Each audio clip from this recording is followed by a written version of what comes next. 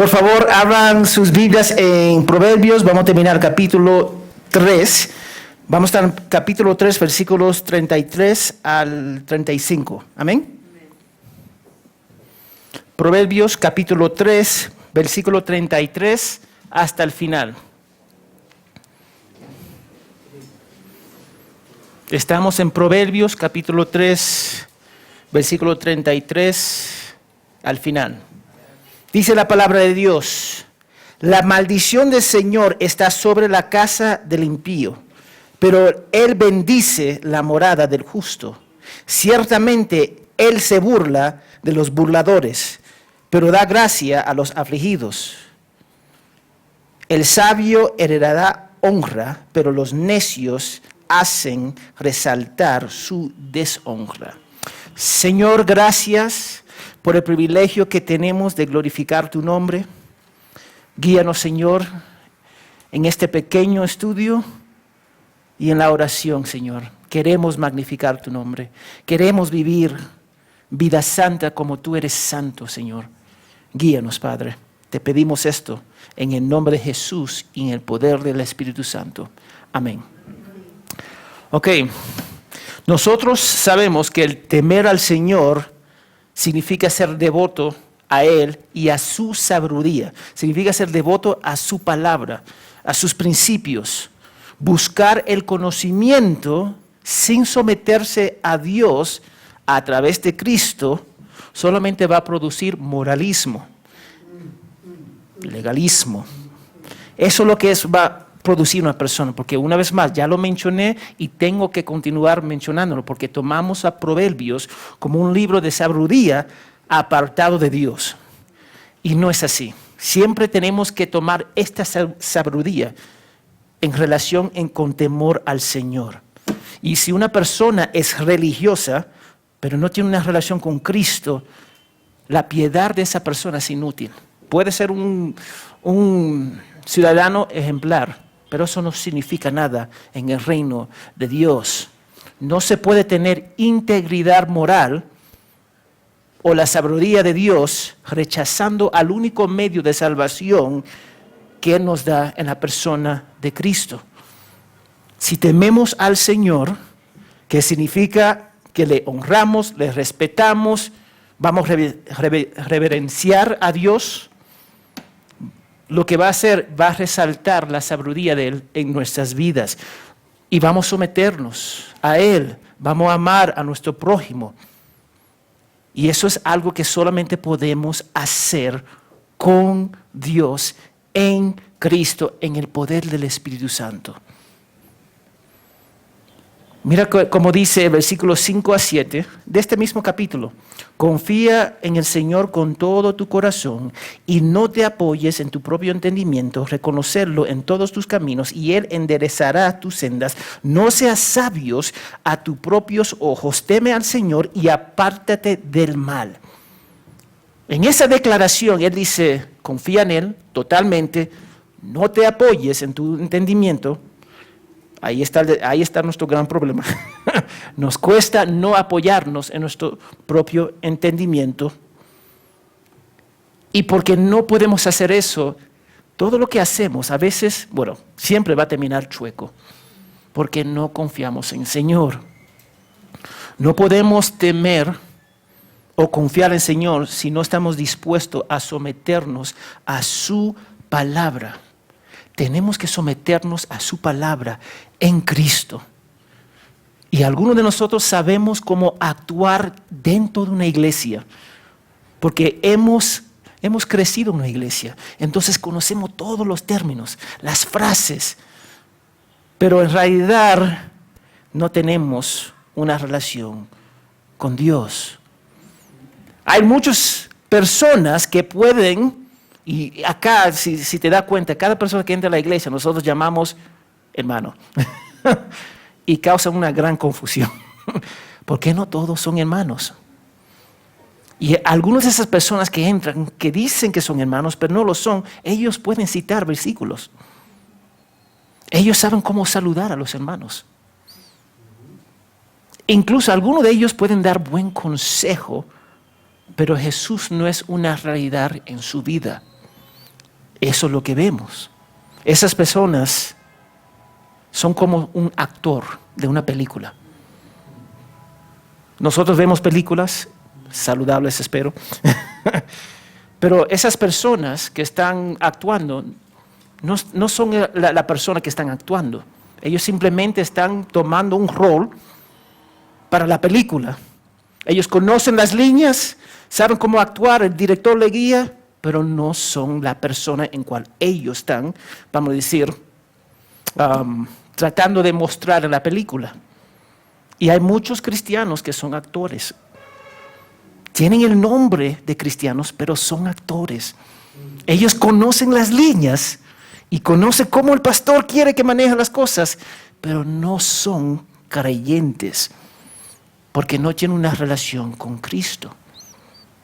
Entonces los siguientes 3 versículos son difíciles de procesar para la mayoría de los cristianos, porque nos muestra que Dios odia a las personas malvadas. Yo sé que eso es fuerte, pero Dios odia a las personas malvadas, porque nosotros vivimos una cultura de la iglesia donde el principal atributo de Dios es ¿qué?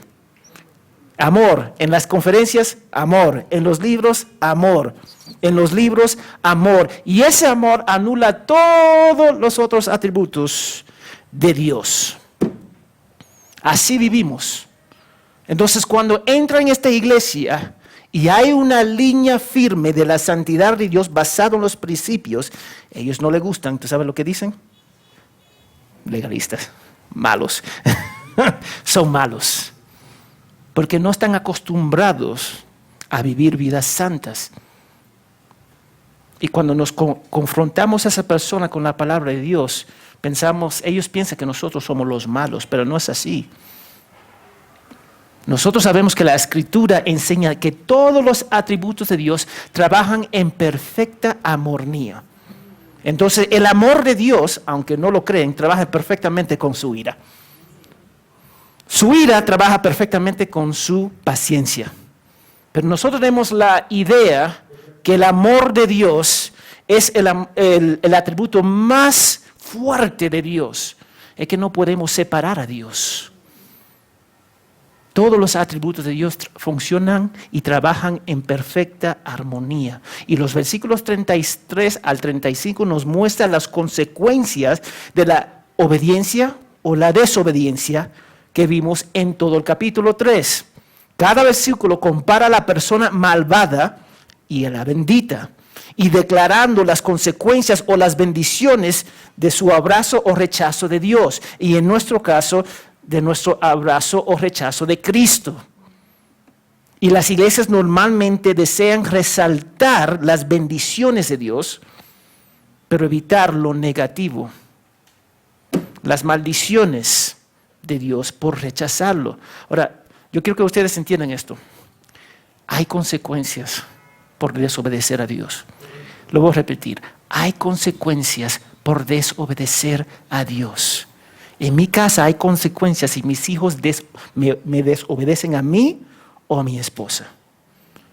Hay consecuencias. Y eso es saludable para ellos. Y es saludable para nosotros.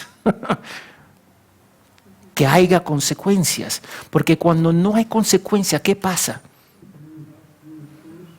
¿Quién quiere cuidar niños que nunca han experimentado disciplina? ¿Quién quiere cuidar a esos niños? Yo no lo quiero cuidar, ojo.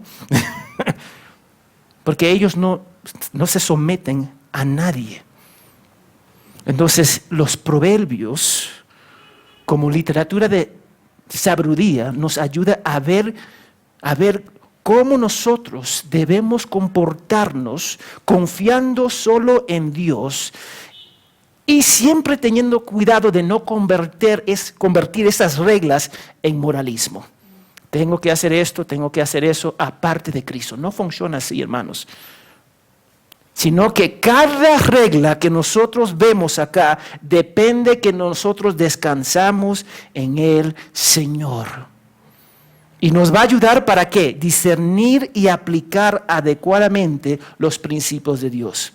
Y ahí está a donde muchos luchan dentro de la iglesia. No sabemos discernir. ¿Tú sabes cómo no sabemos discernir? Algo fuerte nos pasa y después llaman, pastor, no sé qué hacer. Tienen todas las herramientas aquí, pero no saben cómo utilizar esas herramientas. Ahora, yo te doy un ejemplo. La primera vez que yo fui a trabajar con mi papá, había máquinas potentes. Y había un piso y lo recogí. Y era para lijar el carro, porque mi papá arregla carros. Entonces, yo jugando, lo prendí, era de presión, dio vuelta rápido y me corté. Y todavía tengo esa marca acá. ¿Por qué? Porque no sabía manejar las herramientas. El mismo pasa en la Biblia. Nosotros podemos usar los principios de Dios mal y causar daño a las personas. Tenemos que discernir cómo ponerlo en práctica. Y ahí a donde nosotros fallamos. Entonces algo mal nos pasa, una circunstancia, una dificultad, y después no sabemos aplicar la palabra de Dios. Entonces el verso 33 nos dice: la maldición del Señor está sobre la casa del impío, pero Él bendice la morada del justo. Este versículo muestra que Dios odia el malvado y lo va a maldecir. Fuerte, yo sé. Y maldecir acá significa causar miseria, muerte o aflicción severa. Ahora, en una cultura en la que solo se destaca el atributo de amor, este versículo es un poquito fuerte. Y tendemos a pasar por alto la idea que Dios odia a los pecadores. Yo lo voy a repetir, Dios odia a los pecadores. Y sin embargo, no podemos separar el pecado de la persona. Porque nosotros, para evitar ese concepto que Dios odia al pecador, nosotros decimos Dios ama a los pecadores y odia el pecado, que no es cierto, porque hay varios versículos que Dios dice: yo odio el pecador. Por lo menos 2 que yo conozco, que Dios odia el pecador. Entonces tenemos que ver, Dios no va a enviar al pecado al infierno. No lo va a hacer. Él va a enviar el pecado y la persona al infierno, porque no se puede separar. Yo quiero que ustedes capten que el pecado no es algo que hacemos, sino lo que somos. Lo voy a repetir. El pecado no es algo que hacemos, es lo que somos si no tenemos a Cristo. Y cuando se nos dice maldición sobre la casa del impío, no se refiere a las 4 paredes de un edificio, de un local. Él está hablando de todas las personas que viven en ese hogar, puede ser maldecido. Y algunos van a decir, eso no es justo. Pero sí es justo, déjame decirte. Porque como padre, si algo me pasa, si yo cometo un pecado grave y voy a la cárcel, aunque mis hijos no van a pagar la penalidad, ellos están pagando.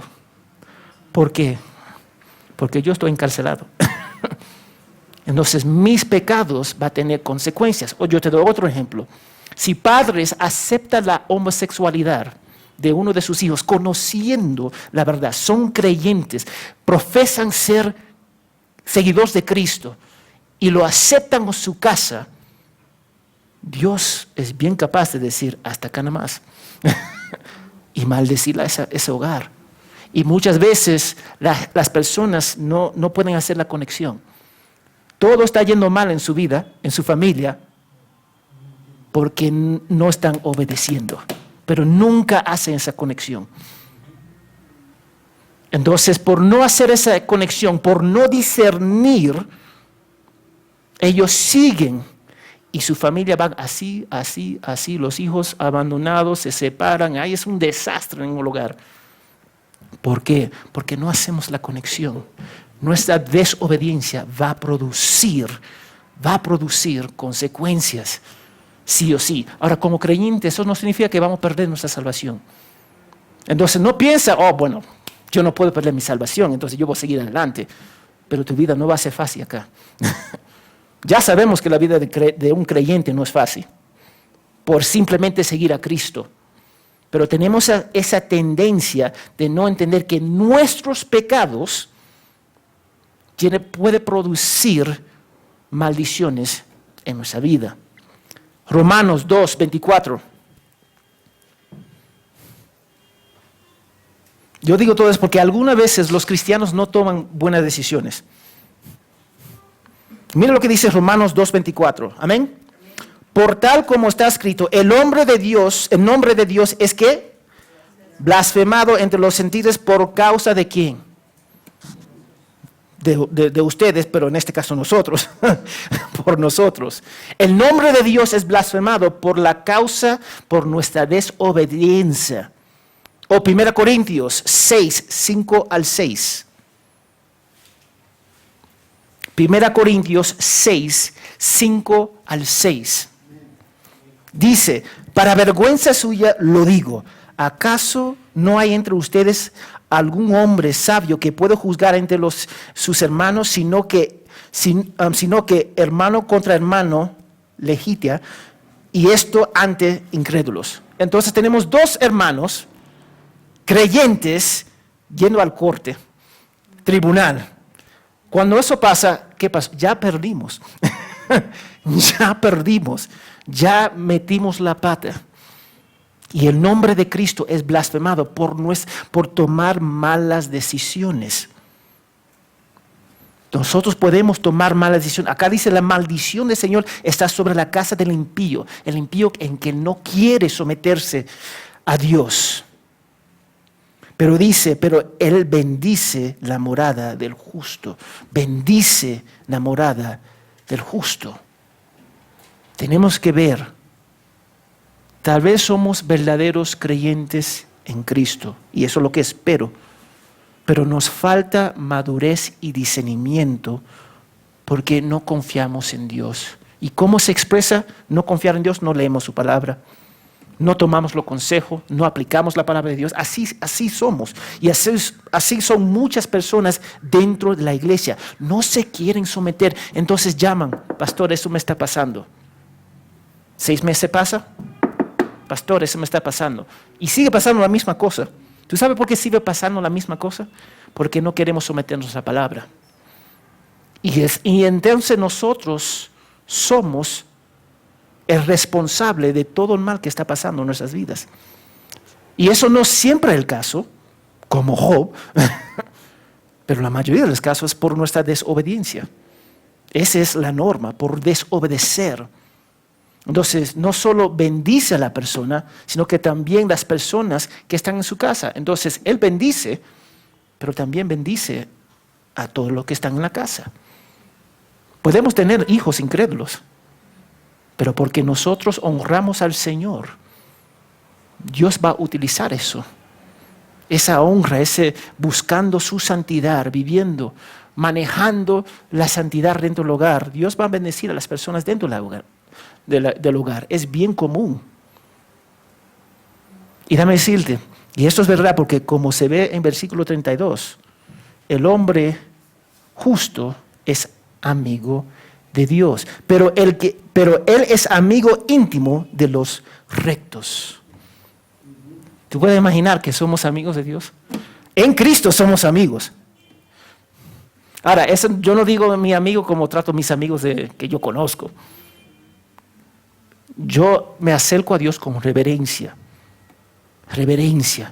Siempre tengo que decir eso porque en la cultura latina, y es la única cultura que yo he visto que nosotros hablamos con Dios de forma irrespetuosa, sin reverencia.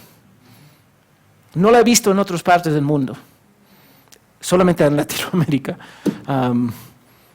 Pero tenemos esa tendencia, pero tenemos que entender que es nuestro amigo, pero nos acercamos con reverencia para la gloria de Él, reconociendo que Él es nuestro creador.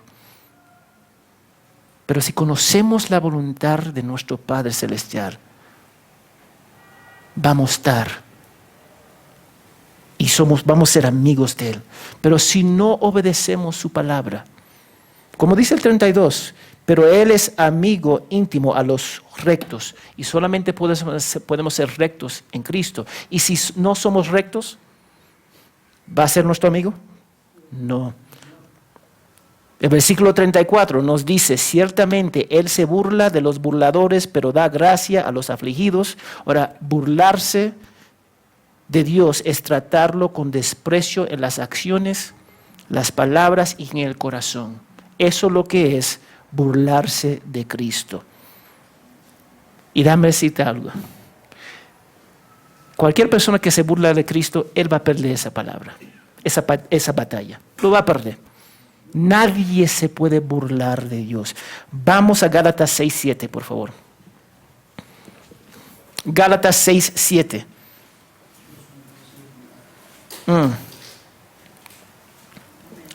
Amén.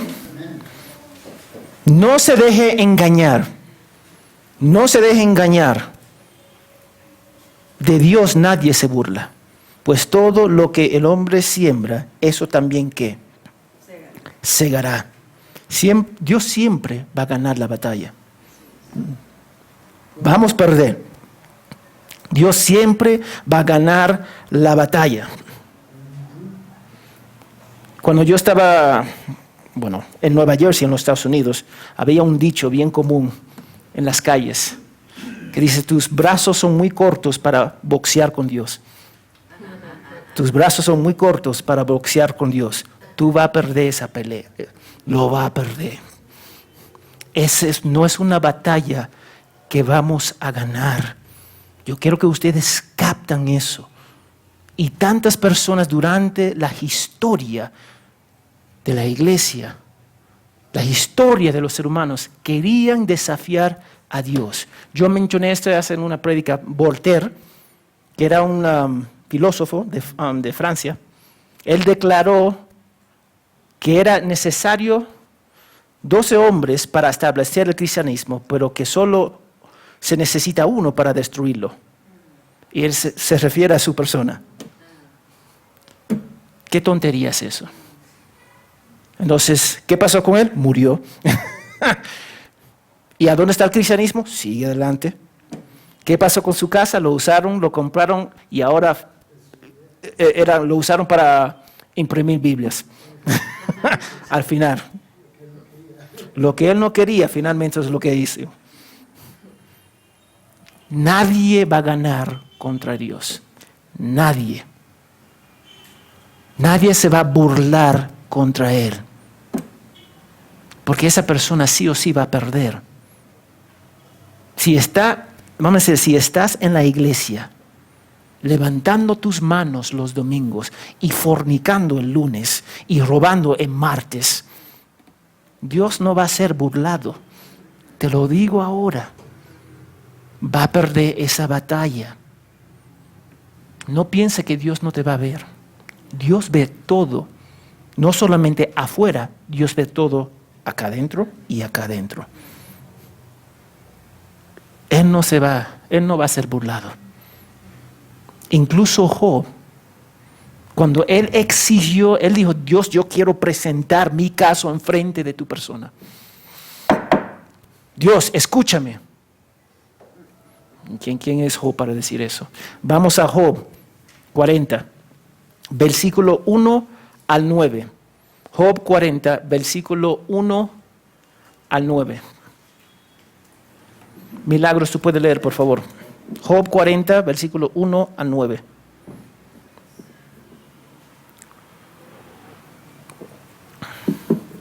Antiguo Testamento.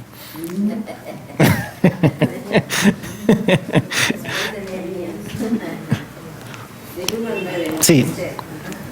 Además respondió Jehová a Job y dijo, ¿es sabiduría contender con el omnipotente?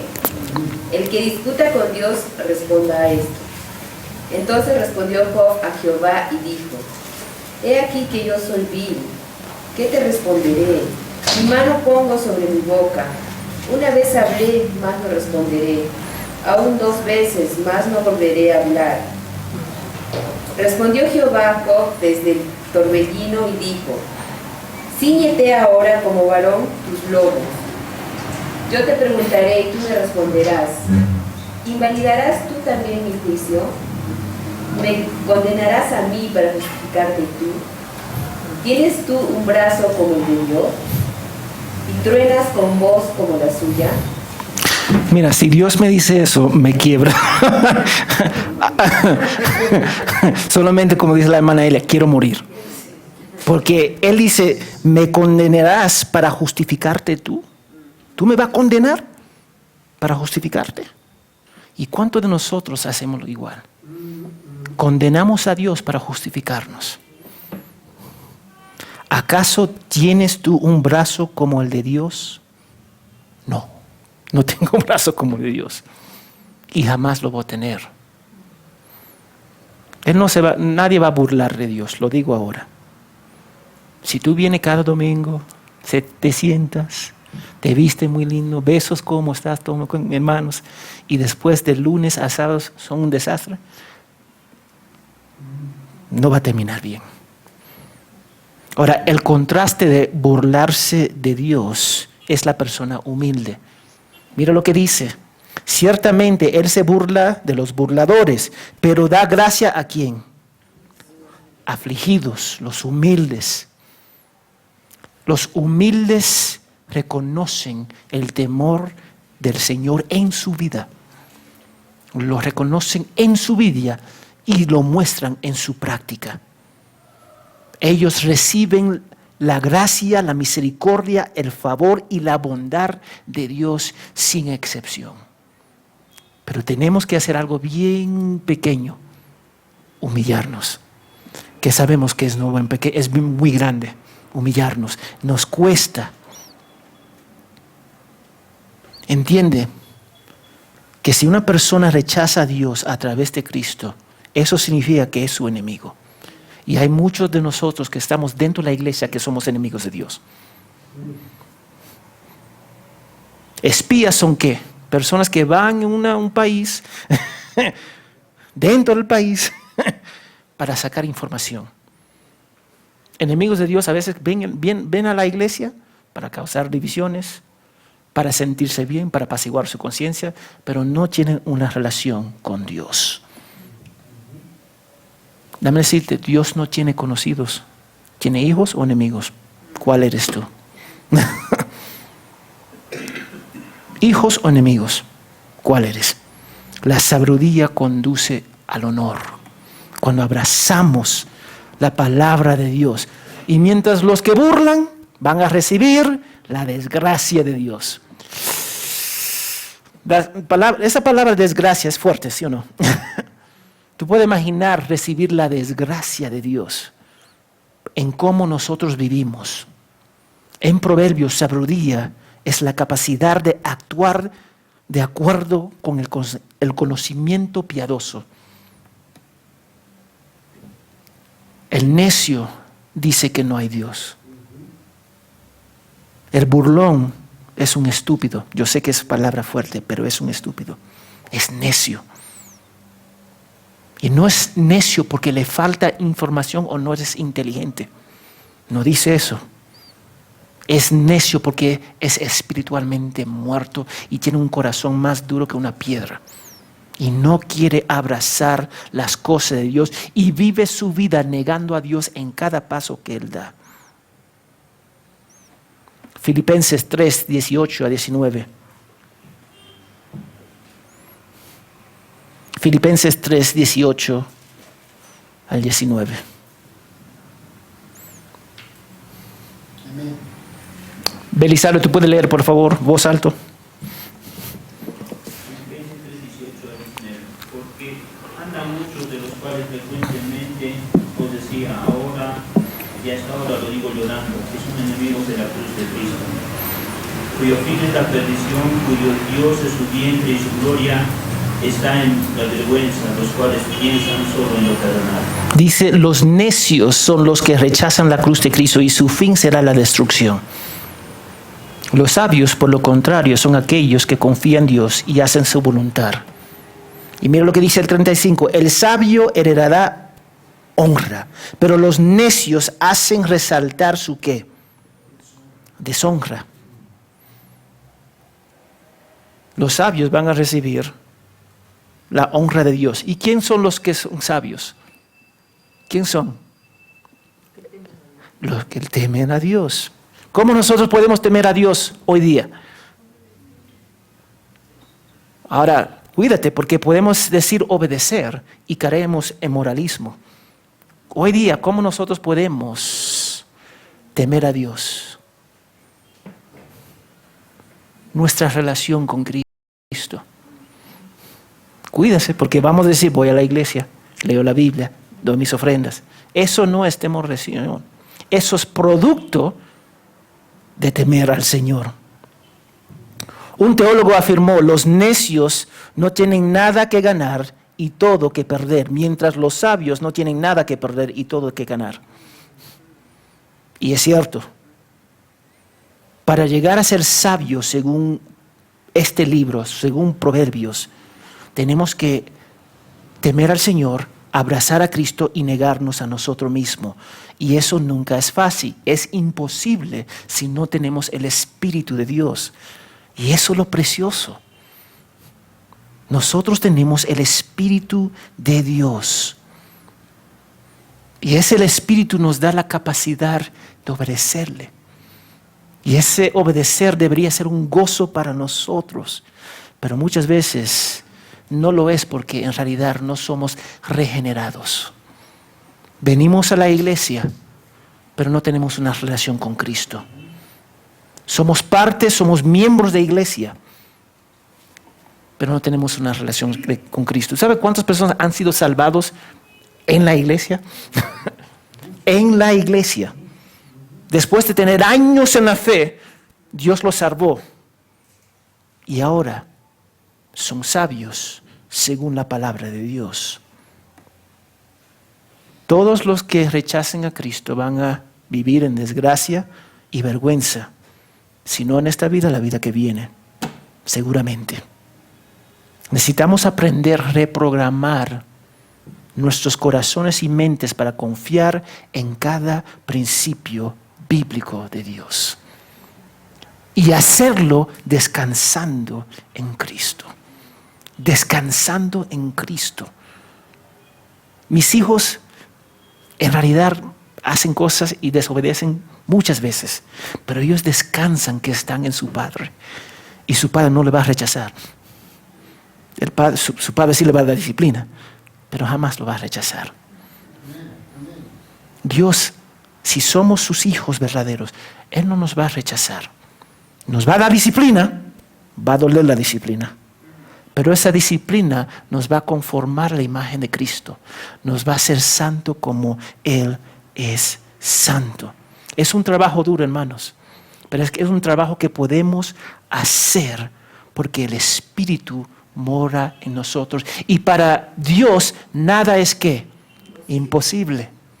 Entonces tenemos la garantía que Dios va a cumplir su obra en nosotros. Pero tenemos que cuidarnos de no solamente venir a la iglesia para cumplir reglas, porque eso va a terminar mal. Amén. Entonces, este primer tiempo